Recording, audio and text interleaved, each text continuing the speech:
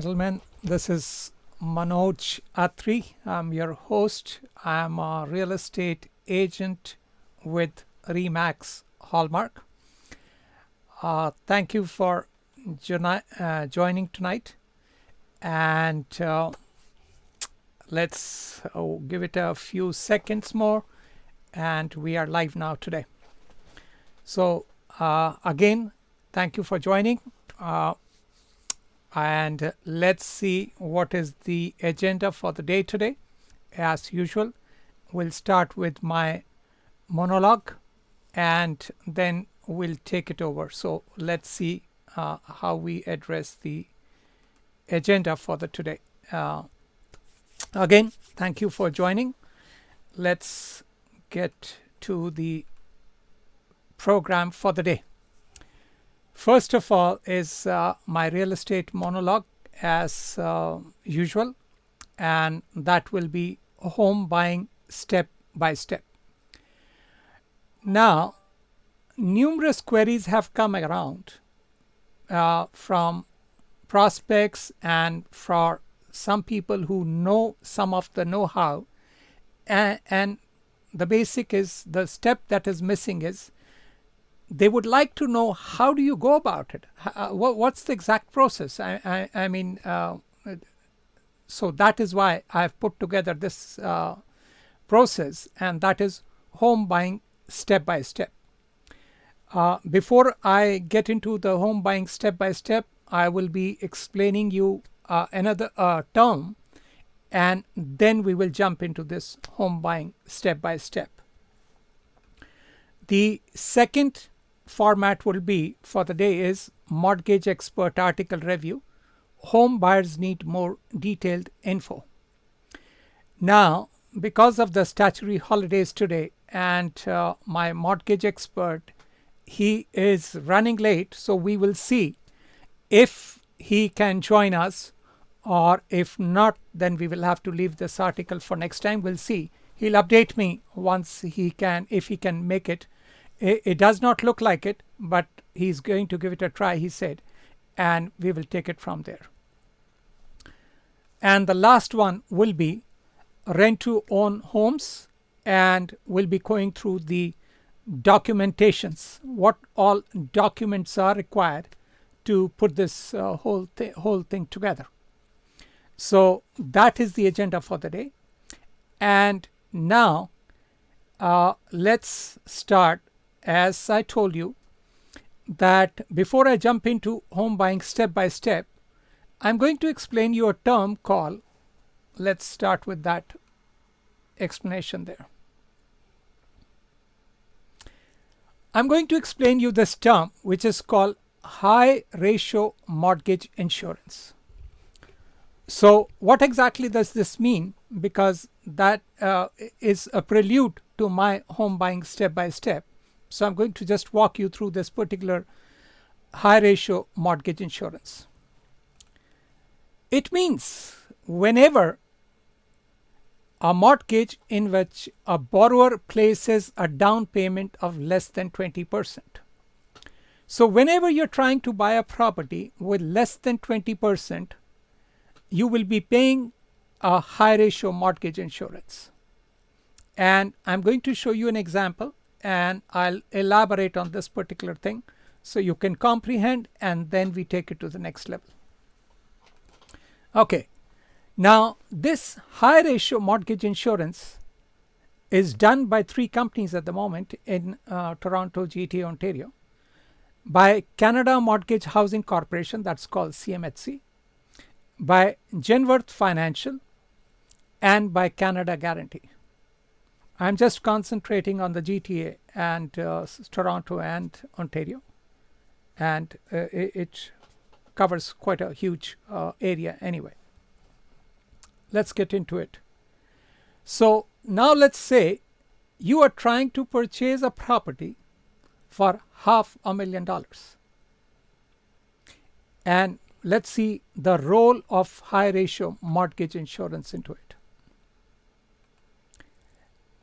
Now, the banks are only going to give 80% of the value as mortgage. Okay, So that is, they're only giving you $400,000 on the property. That's how the whole funding goes. Banks are only providing 80% of the purchase price. Now you have given 5%, and that is your minimum down payment. So that comes to $25,000. So basically now, if you can see in this equation, there is a shortage of around $75,000.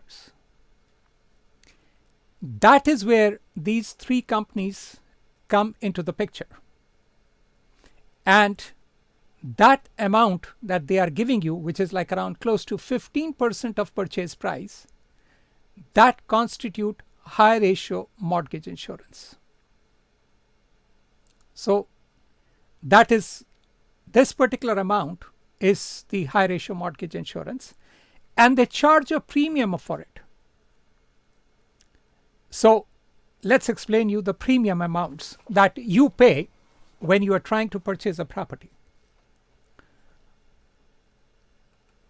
So if your down payment was 5% and all the way up to 9.9%, your premium is 4% of the purchase price. So here you will be paying extra on this particular amount. You will be paying a premium for this, borrowing this $75,000. Okay, now let's look at another number. If you were paying 10% down payment all the way up to 14.99%, your premium amount goes to 3.10 of the purchase price. Okay, now I'll explain you, I'll walk you through even one more format, and then we will take it to a more explanation on this particular one. Now, if your down payment was between 15% all the way up to 19.99%, then the premium that you pay is around close to 2.8% of the purchase price. So those are the premium amounts. Now let's explain you. So you bought a property for $500,000 and you had put down a 5% down payment, that's $25,000. So you would be thinking, my mortgage is now going to be $475,000. No, this 4% will kick in. So close to $19,000 plus the PHT, roughly approximately around close to $20,000 is added to this mortgage. So instead of being the mortgage being $475,000, it will be close to $494,000, $495,000. So that is when you see your mortgage, don't be surprised and feel where this money has come in from. Why am I getting this charge? That is what is the high ratio mortgage insurance, and that is what you have to be aware of. Now, let's get into the detail why I am explaining you this particular term. These are done by three companies, which is called CMHC, which is Canada Mortgage and Housing Corporation, Genworth, and Canada Guarantee. So that is now where I am taking you to explain you the next part of the exercise. So give me a minute. Let's go to first the website, which is the Canada Mortgage and Housing Corporation website.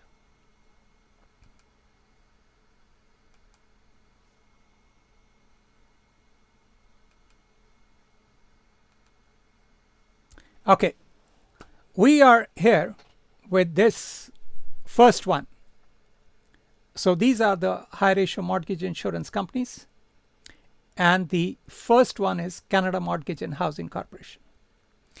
Now all these links for all the websites are below. When you are on the live stream, if you go slightly below, it will say show more, and you will be able to see all these links in there.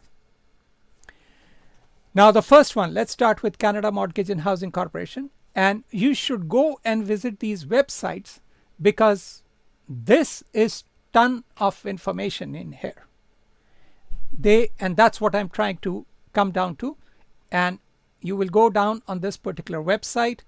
You will see all this particular one, buying tools and information to help you buy a house or condominium in Canada, which is the one that we will be concentrating today on. And you will have other rental housing, developing more information about what's going on in the city. This is where we are working today. Home buying step by step. So we are going to pick up the CMHC guidebook today of home buying step by step, and I'm going to walk you through because it is a tremendous read and it comes with lots of information that will make it easy your process of purchasing.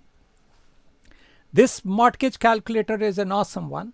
It will, if you plug in all your numbers, you'll be able to see good numbers of this CMS, of this loan insurance and things like that. You have other stuff in there, which is like a housing observer. So you have interesting reads in here. It is a toolbox with numerous information. So it is strongly advised that you go and review this particular one. In this particular one, now with CMHC, we are going to go through the home buying step by step. So that is where we are going to come back to this one. And before I come back to this one, I am going to take you to the next company, which is called Genworth. Let's see if let's give it a few seconds to upload this particular one. Okay, now we are with another insurer, which is called Genworth Financial or Genworth Canada, and they are also one of the companies which does the high ratio mortgage insurance. They also have a booklet which is First Home, a step-by-step guide for first-time home buyers. And I needed to walk you through here.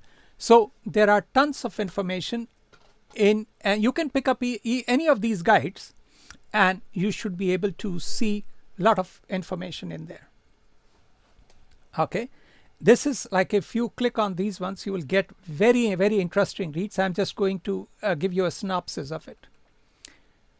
Family living, saving advice for families with children. What to look for in a family-friendly condo. Is multi-generational home buying right for you? Again, you have downloadable, readable information here. Next you come. Turn that fixer-upper into a head turner.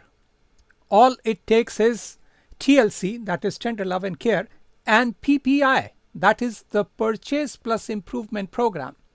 In one of my previous webinars, I had given you an insight on Purchase Plus Improvement. Very interesting read if you're trying to purchase a fixer-upper. Next, educational webinars.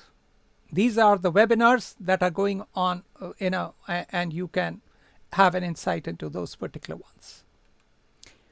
A snapshot of Canadian financial fitness and homeownership attitudes.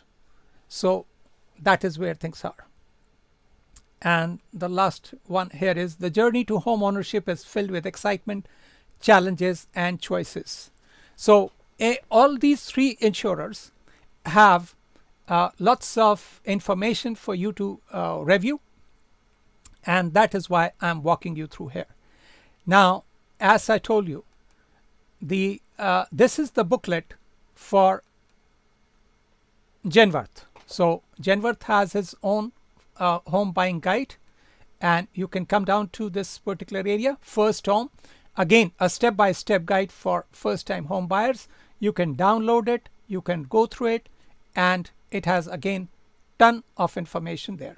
And at a later stage, maybe I will review this particular guide for you all. Now let's head to the third insurer, which is called Canada Guarantee. Again, Canada Guarantee also has a first time home buyers workbook. Again, they are also, you can learn it, you can download it. Looking to buy your first home and need some advice? Start your journey with the first time home buyers workbook from Canada Guarantee. Okay, so there is a workbook again for you here. And this is their workbook, which is the Canada Guarantee first time home buyers workbook. You can again go through it, you can download it, and again it has tons of information to assist you to purchase your first property. Okay, now let's again I have one more guide that I want you to have a look at, and this is the RE/MAX Hallmark. This is my brokerage, RE/MAX Hallmark Realty Limited. That is their buyer's guide, and again the link is in the show more below the live streaming, and you can have a look at that particular link. And this also will it's by RE/MAX Hallmark, and you can go through this particular, these are all our offices, and you can go through this one. And again, this is another insight into your home buying process. So just trying to explain it to you that there is ton of information for you to process in order to make it extremely convenient for you to purchase a property. Okay, so now let's head to our main formula, which is the home buying step-by-step guide. And this is the CMHC guide, which I'm starting with today. And I'm going to take you over to this particular guide for within a moment. Okay.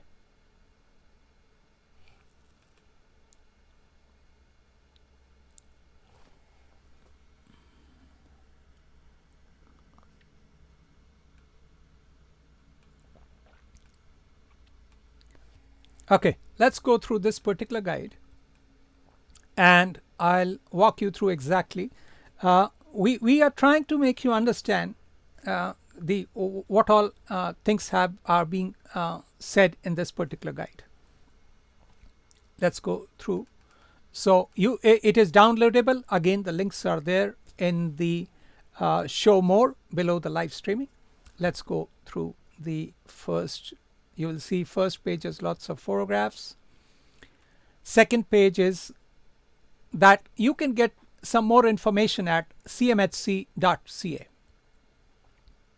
And these are all downloadable booklets. They have two booklets. One is called the Home Buying Guide, and the second one is Worksheets and Checklist. Workbook and Checklist. So both of them are very, very handy, and both of them will assist you in your venture.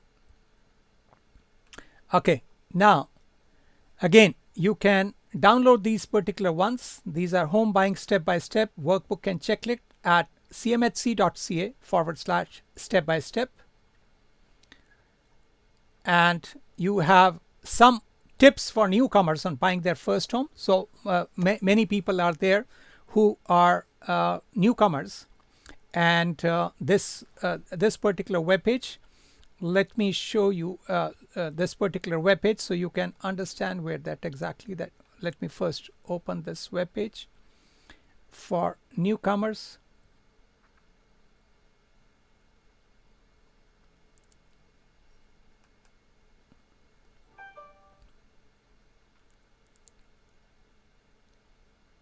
Okay, let me take you there. And so this is the page for Canada Mortgage Housing and Corporation for newcomers. And again, if you will go down, you will have tons of information guiding you to for the housing information for newcomers to Canada. So it's an interesting read, and you should be able to get some good insight into this particular. Okay, let's head to the step number 1. Okay, let's begin here. Is home ownership right for you? that is where this particular is seeking information from you is home ownership right for you? That is the first step. Buying a home is one of the biggest decisions you will ever make. Yes, it's a quite a task. We can make it easy, but it is a task in itself. Any professional who's been doing it for a long time can assist you and will make it easy. That is why they have done it numerous number of years and numerous number of times, and that is where we come into the picture there. What do you really want in a home? Very, very important. Your requirements should be absolutely worked out with you. Are you looking for a condo? Are you looking for a townhouse? Are you looking for a detached property? What are the things that you're wanting? What is important? Do you want a basement apartment? Or are you wanting to live in the downtown core? Are you wanting to live in the outskirts, suburbs? Your requirements are very, very important. It will give you an idea where you are and where you are heading. Because now, as you can see, is we are getting from dreams into the reality part of it. And when you come from dreams to reality, now we're heading into the details of it. So you actually enjoy the place if you do your homework. So that is where things are. What do you really want? Your requirements have to be formulated, and they have to be formulated very well. What is your current financial situation? Are you in between jobs? Are you speculating? Or are you like very comfortable with where you are? Are you planning to stay there for a long time? Is the financial income that you're getting regularly, is that regular? Is it going up and down? I mean, how comfortable you are with. So assess that particular one. What are your financial and lifestyle needs? Lifestyle is very important. Can you commute for 1 hour from downtown to the outskirts? What are your lifestyle needs? That is very, what things are important for you in your lifestyle? Those are the basic minimum questions you need to come to put it together for yourself. Now, let's get into the real cost of home ownership. Okay, so let's dwell into this particular part. Okay, the initial amount of money that you need to buy a home, okay, I have told you these are the two, three challenges that you have. The down payment, the closing cost, and applicable taxes. When you're trying to put together a property, you will need, most of the time, you will need 5% down payment. Yes, we may have some programs whereby if your credit is very good, then you may be able to get some cash back. But initially, you will require that down payment upfront. You'll also require a closing cost. Minimum down payment is close to 5%. And as a thumb rule, depending upon if you're a first-time buyer or a second-time buyer, if you're a first-time buyer, the closing cost, you get some rebate on that and comes approximately as a thumb rule to 1.5% of the purchase price. So those are your upfront cost. If you have those two minimum, you're good to start with. Now, the guide is giving you some info. There are some ongoing costs. You will have mortgage payments. So on the basis of the mortgage amount, you will have some mortgage payments to be given monthly. You will have to pay property taxes. Now, you can add it to your mortgage, or you can pay separately as convenient to you, or as per the discussions with the lender and what are their requirements and stuff like that. So property taxes have to be given. Insurance. You will require home insurance. And that number has to be calculated also. And then your utility bills, your heat, hydro, all utility bills, they have to be also taken into consideration. And these are the basics which you cannot run away with. Now, you will also have some routine repairs and maintenance. It's a house. Anything can happen. Everything may be fine on the day of the closing. Anything can even happen within a short period of time you move in, even on the next day. Everything is about, like, it's a house, and it may require some money for routine repairs and maintenance. You need to keep that money handy with you. Something extra. Don't run from very tight budgets there. Major repairs. Down the line, there could be some repairs and renovations required. Roof replacement, foundation repairs, any and everything has to be kept in mind. That be prepared for those particular things. So that is what is the guide. Step number 1 is giving you a bit of an idea for. Let's dwell more into it.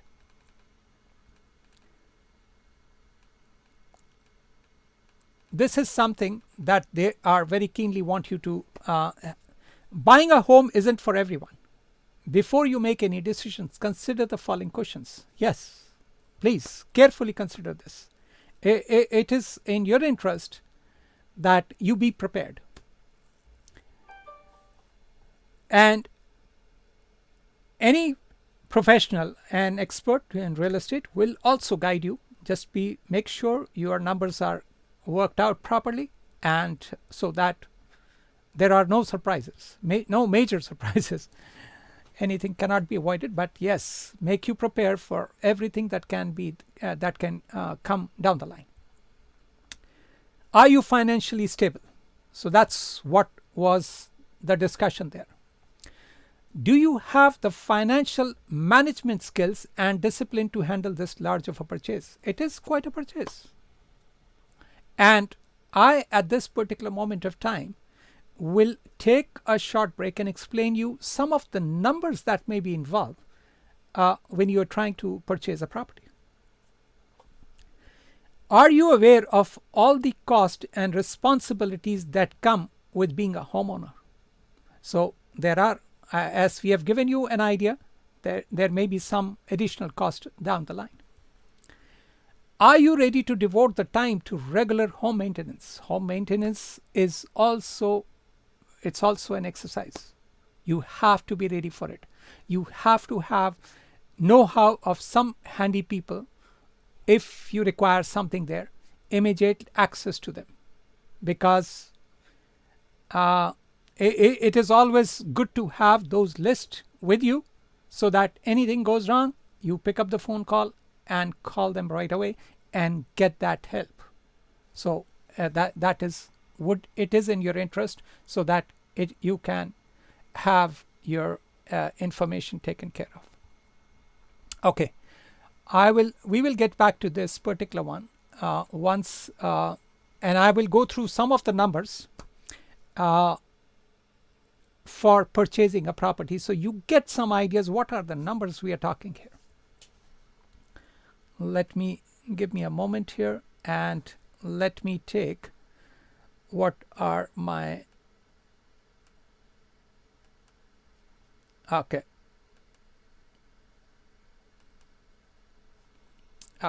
Now let's go back to our next steps in renting versus buying, pros and cons. This is very, very important. You're presently renting and you're wanting to purchase now.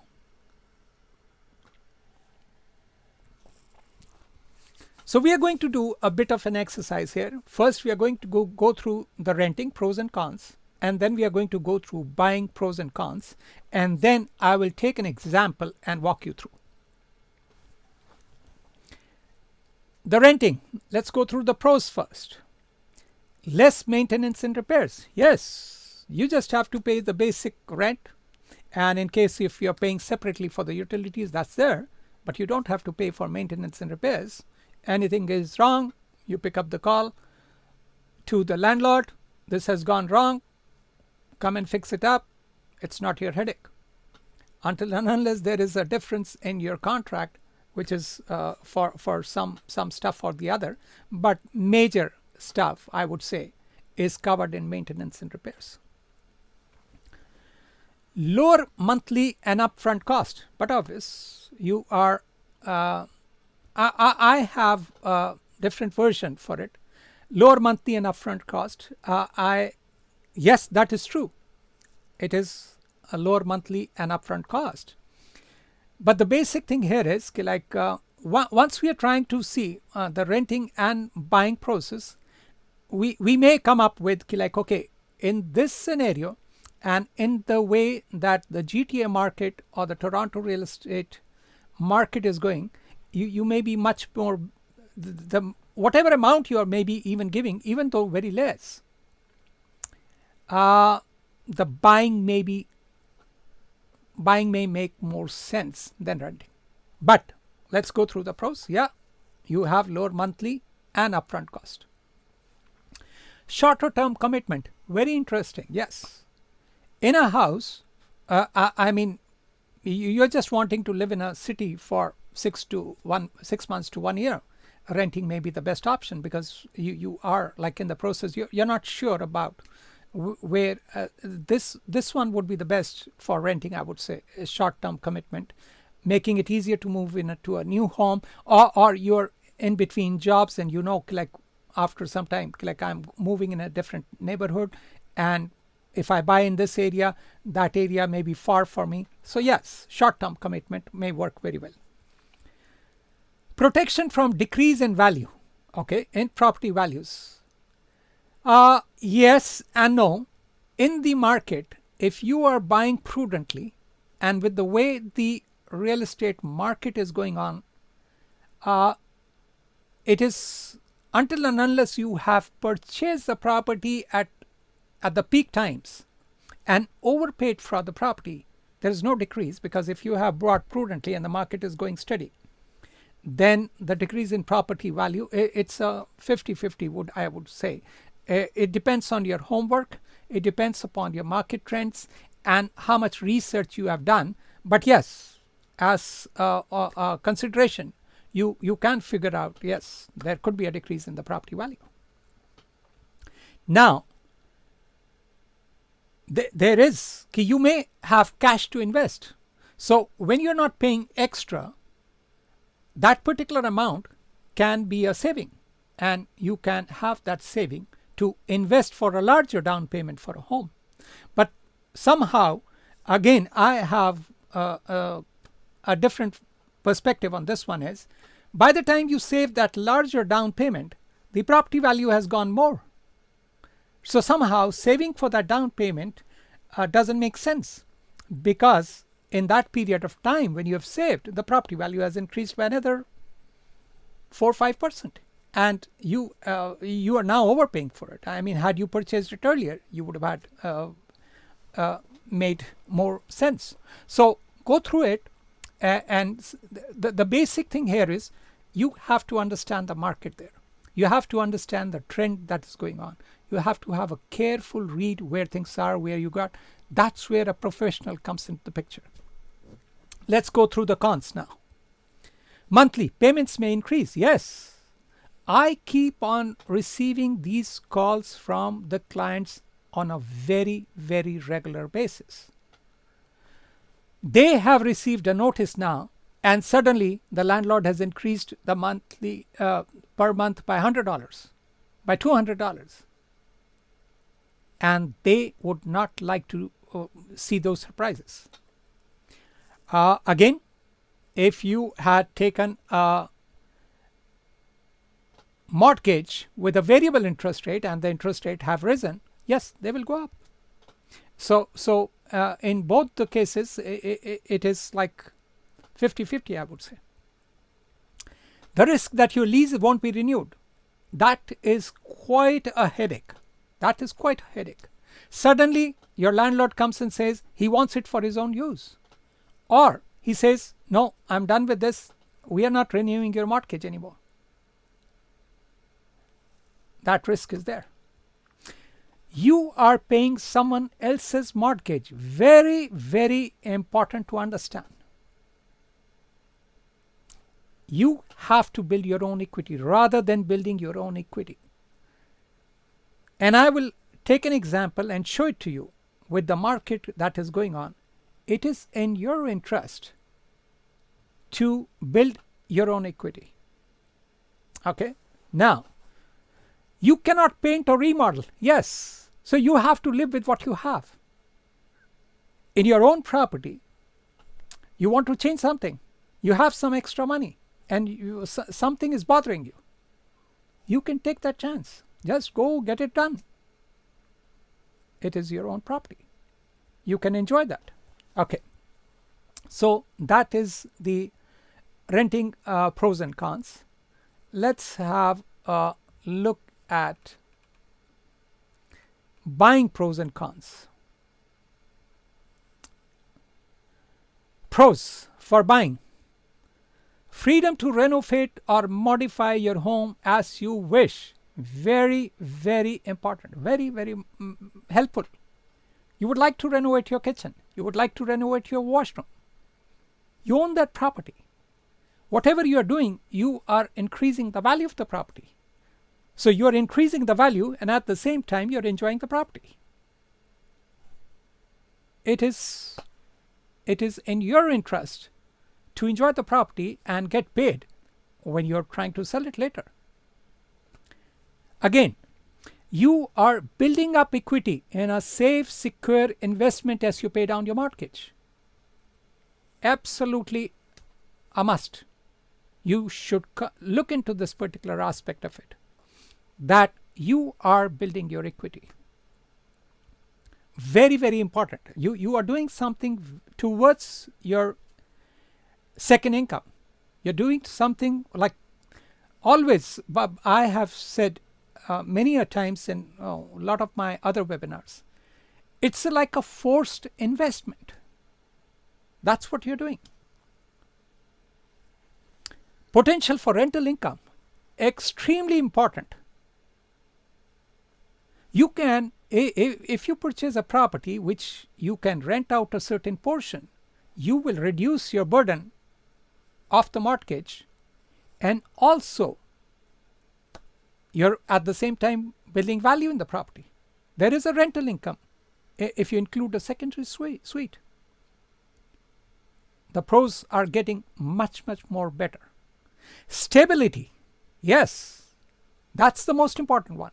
You can build something on top of it. No one can give you a call on a certain date and say, I want this property back. You have the stability. You have the peace of mind of owning the place where you live. Extremely important. That's where it comes to. Okay, let's look at the cons of buying. Financial loss, yes. If your home has lost value when you sell, it can occur. But that is where your prudent buying comes into the picture. And that is when you sit down with a professional and understand what he's explaining you. Like, how can you be a prudent buyer? I have shown it in my previous webinars. You can be an extremely prudent buyer. You do not have to indulge with emotions. Work with numbers. Very, very important, because yes, if you make a mistake, you get emotionally involved and you unnecessarily overpay for the property, and suddenly your circumstances change, you have to make a move, there can be a financial loss. But if you go through proper prudence format of purchasing, you can mitigate this quite a lot. Responsibility for all ongoing cost. But obvious, you have the mortgage principal, interest, property taxes, insurance, and maintenance. Yes, you have those. But then you work out those numbers right on day one and keep some extra money for all these extra things that can occur. But there are ongoing costs. Yes, there are surprises. Very sure. Anything can happen. It's a property. It's a big project. Monthly payment can increase significantly if interest goes up at renewal time. Yes, that's what we discussed. If you had taken a variable rate, and already recently there have been 2 interest rates hikes, and this is what is anticipated. Now, in order to mitigate that, you can take a fixed interest rate so that your life is much more controlled. You know exactly what's going to happen. But also there have been studies that a variable interest rate over a number of years has still been less than the fixed rate. So you can go through those number crunching. And again, mortgage lenders, your real estate agent, your family and friends who have gone through this process can be guides. Possibility of unexpected and potentially costly repairs. Yes, that is absolutely true. You must have seen that there was quite a snowstorm last year, and lots of trees went down, lots of others roofs came down. Costly repairs, yes, they are part and parcel of the purchasing a property. You have to work with those numbers. But in the end, I mean, you weigh out all these particular ones, and now let me take you through an example for renting versus purchasing. Let's see if I can put some more numbers crunching into this particular one. Again, before we leave this particular page, cmhc.ca/renting, it gives you quite a lot of insight into renting. And also, we have already discussed this, there is a page for newcomers, and you can absolutely go through that. Let me see if I can get you on the renting versus buying page. Yes, we are there, so let's go there. Wonderful.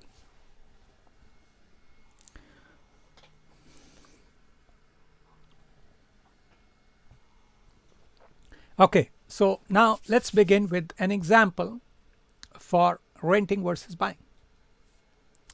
And let's see if I can put some more insight into it.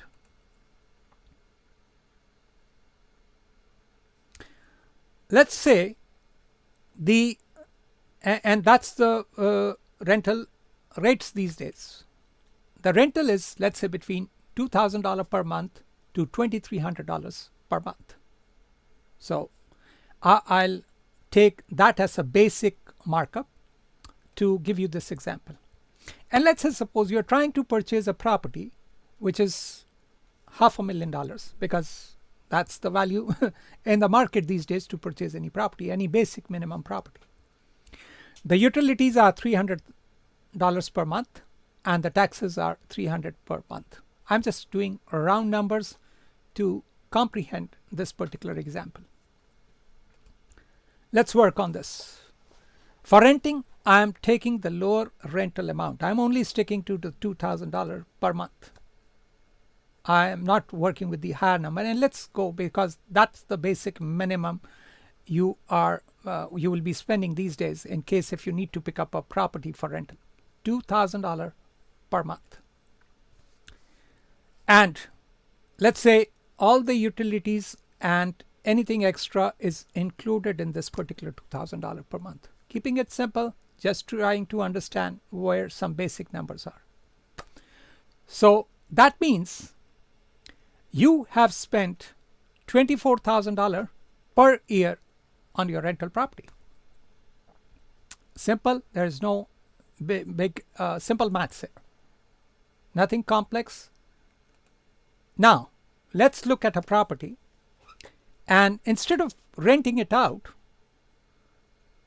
let's give you an idea that you should purchase it. Let's say suppose I'm guiding you and I say, go ahead and purchase instead of renting it out. Let's see your numbers there. Your mortgage, I'm again running round numbers. let's say suppose you have good credit, you have everything is going on in your with 5% down payment, closing cost you had, and you pick up a property, and your mortgage is going to be now $2,400 per month. Your utilities plus insurance, let's say, is $300 per month. And your property taxes are another $300 per month. So now your total amount comes to $3,000 per month. Now you may say, I have $2,000 per month to pay, but I do not have $3,000 per month to pay. I understand that. But let's look at a scenario where you can work with those same numbers, and let's see. So why not we go and see a property in which you can rent a portion of the house for a minimum of $1,000 per month. I'm running very low numbers for renting.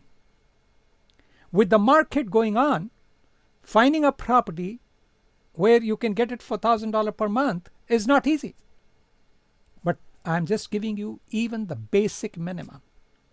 So let's say suppose you rent out a portion for $1,000 per month.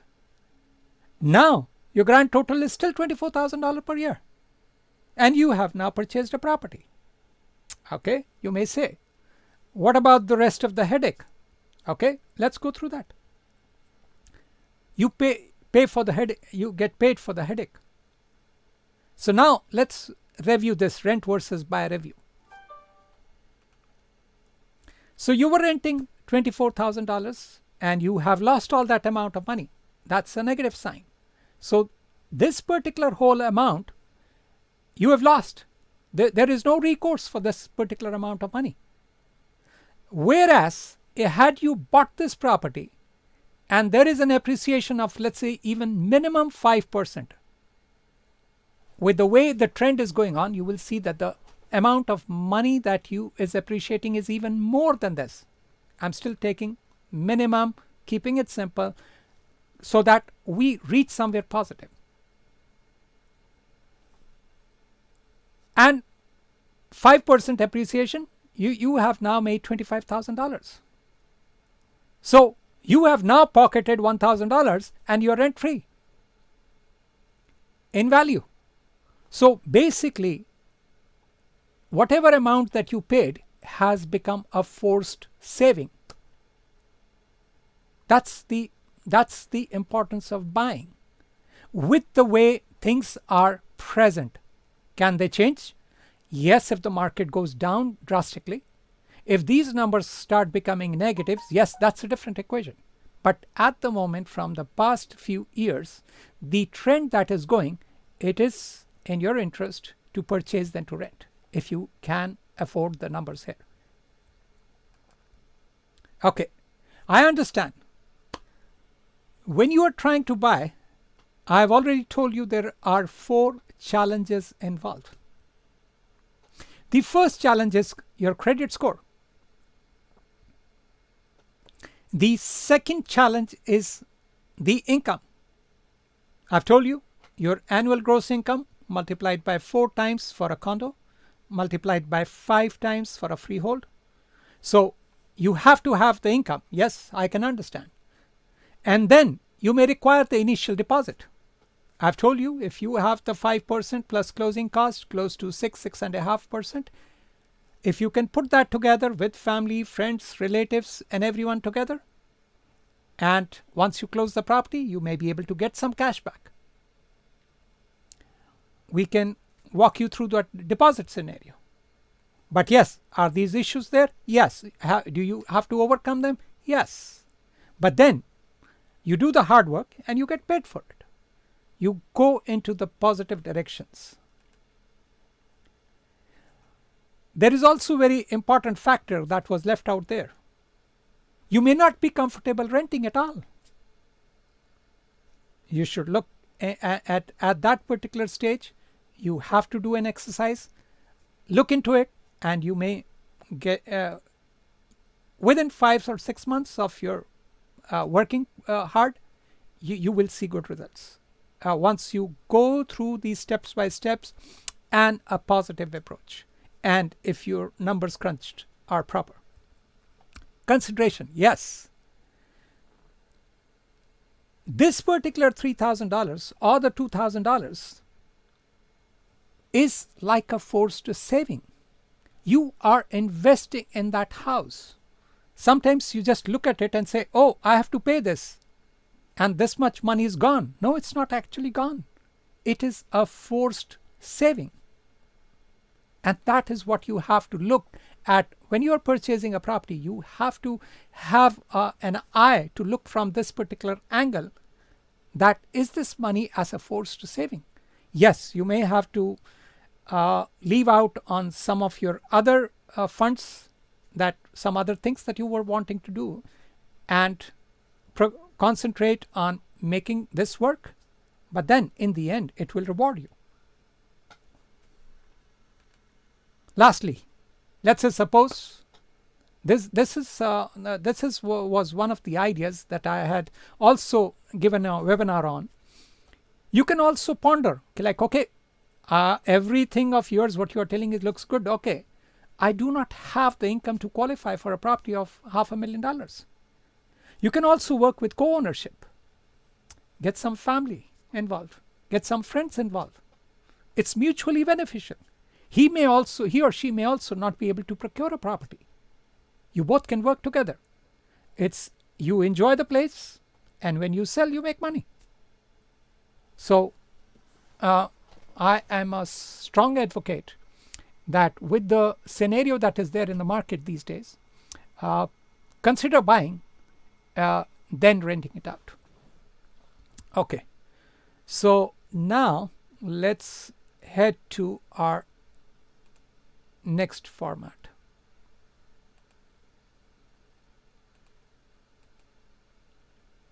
Okay, so now you remember I had discussed that let's go through some numbers crunching that you can understand what is a 400K property purchase involves.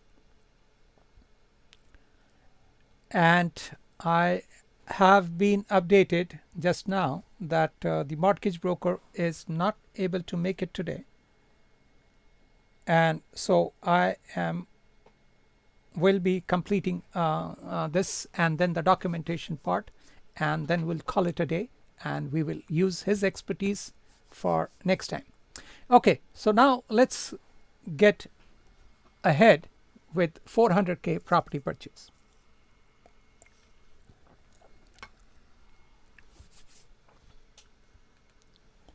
Okay, as in my previous examples I've given you, that the income required will be $80,000 for a freehold, 80 multiplied by 5 times for a $400,000 property. You will be annual gross income we are talking here. And if you are trying to purchase a condo, your income should be close to 100K, 4 times the income for a 400K property purchase. Okay. The minimum down payment is required is 5%. So again, these are some of the numbers crunching that we just went through. You have the mortgage amounts and you have the property taxes and everything. I'm just giving you 2 scenarios. How much is the down payment options? And let me guide you here again. This is the one that we are at this moment discussing it out.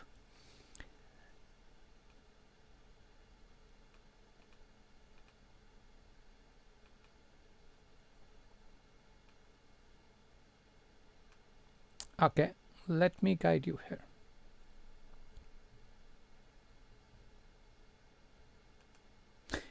In our example that we are dealing with, I was walking you through like there are upfront costs and then there are ongoing costs. So these are the 2 which I am explaining it to you on the basis of some for an example. So that is where we are. So we have the down payment, the closing cost, and that's what I'm explaining you in the upfront cost. And then I'm going to explain you the ongoing cost with some numbers crunching. So let's head to the numbers crunching here. So we are here. So the minimum requirement is 5% down payment, and that is $20,000. Closing cost.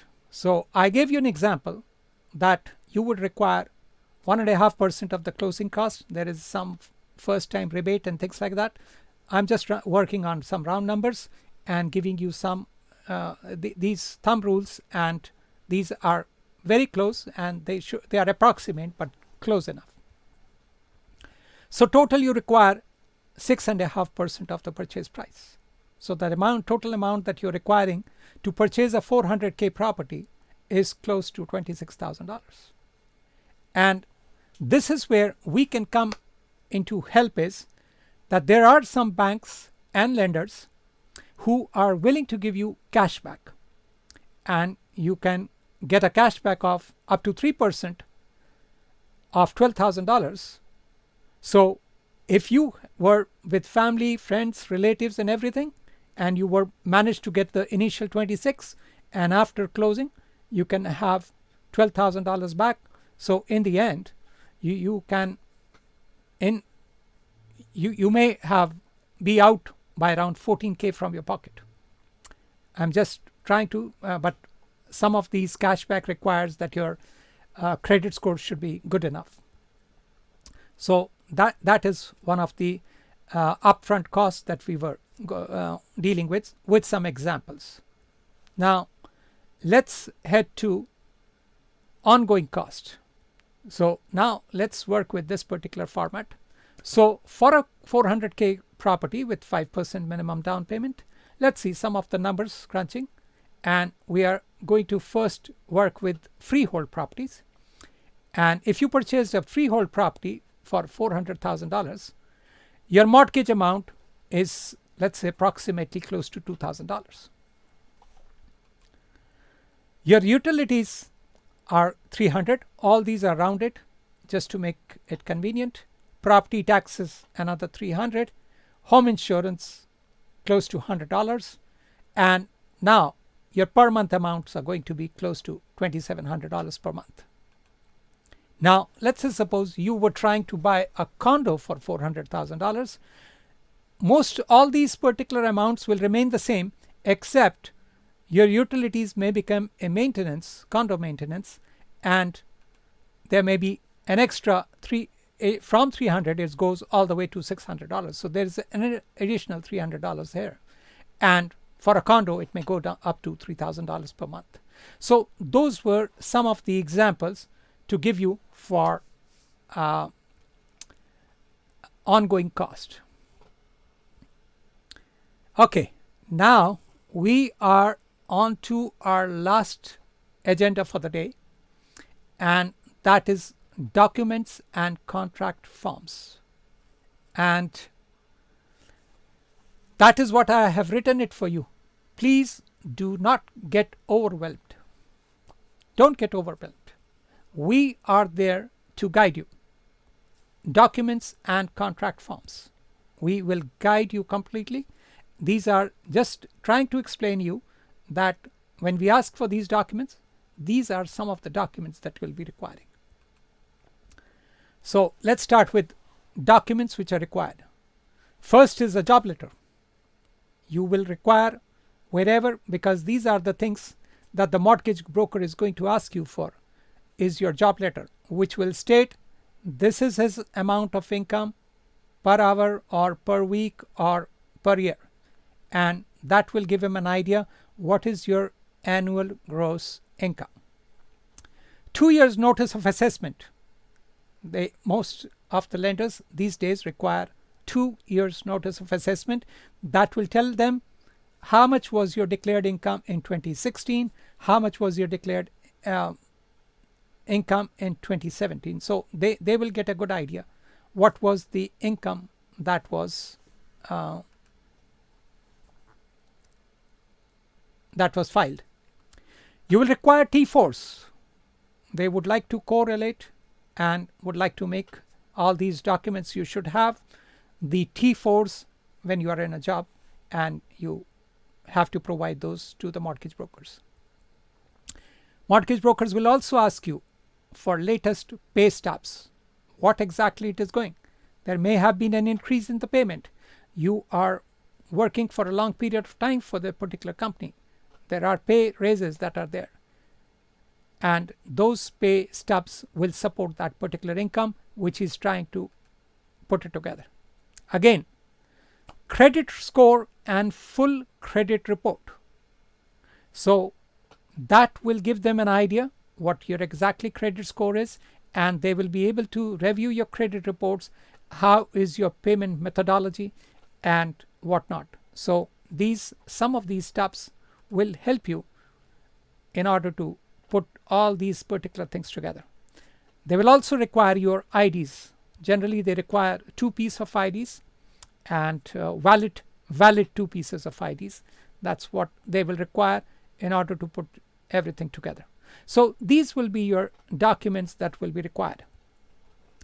Now let's explain you some of the, I'm just wrapping up the 1 hour. Within 2-3 minutes more, I should be able to wrap these real estate buying documents for you. A buyer representation agreement. You're the buyer, I'm, let's say, representing you, and there will be a buyer representation agreement between you and me. I get paid by the sellers, but I have a contract with you. Most of the time I get paid by the sellers. There are different instances. When we sit down, we'll walk you through all those nuances and the details and through the buyer representation agreement contract completely. Agreement of purchase and sale. Very important. This is the document that you will be signing when you are trying to put an offer for a property.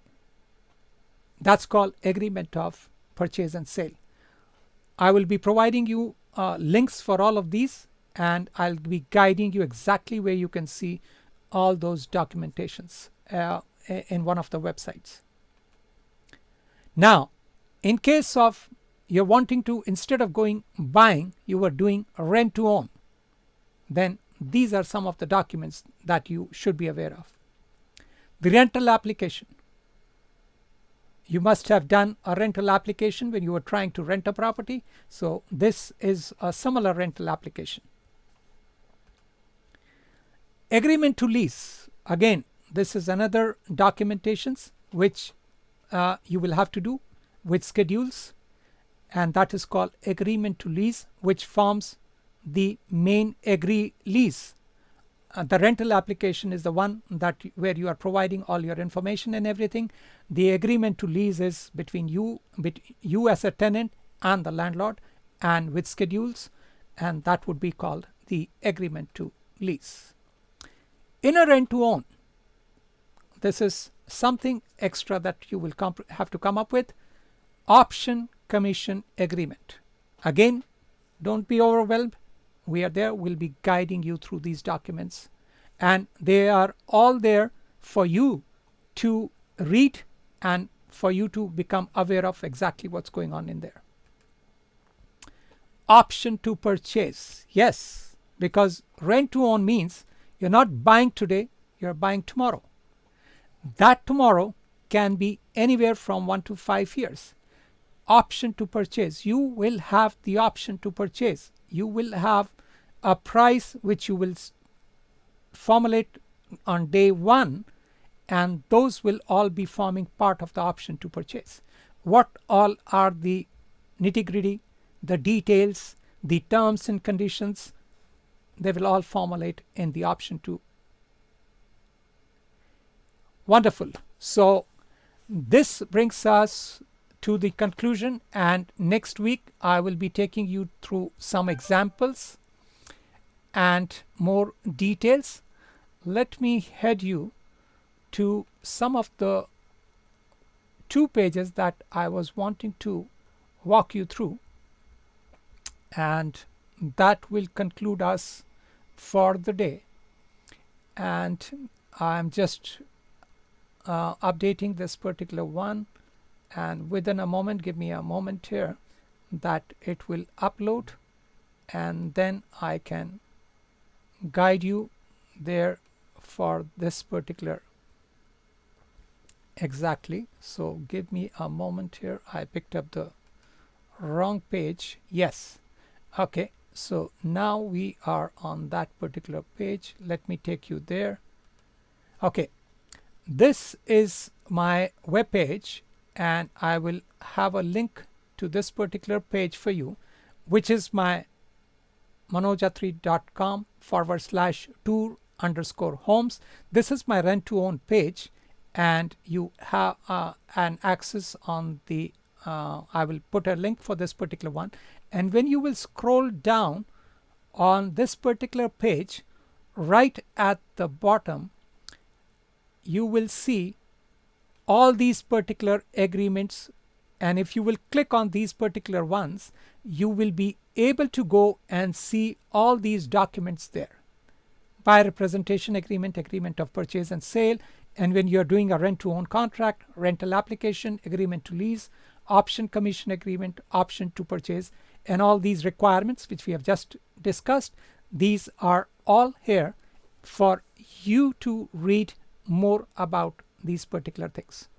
So again, let's conclude. I am 5 to 6 minutes ahead over my, and these are the last page that I would like to guide you with. And this is the email that I sent most of the time to you all, and it has a subscription to my newsletter which goes to you daily. If you have not subscribed, please subscribe to this email newsletter. In this particular one, I curate around 8 to 10 articles on a daily basis and put them together, and I email them to you on a daily basis. This gives you the heads up what is going on in the market, what's the trend, what is the latest news that's coming out, and that is where it is. Like, for example, Canadians can expect an 11% decrease in buying power. That was the top article for today. And again, this is an insight into your real estate of Toronto GTA, and thank you very much for joining me today, and I really appreciate you being here, and I hope it was worth your time. Our mortgage expert hopefully should be there for next time. He is quite an expert in credit repair and getting you the best mortgages in the market at the best interest rates, and he is a par excellent mortgage broker. He does wonders for his clients, and he's a part of my team. So I look forward to putting your ventures together. Feel free anytime, give me a call. I'll be more than happy to take you to the next level. Again, thank you, and talk to you later. Bye for tonight. Thank you.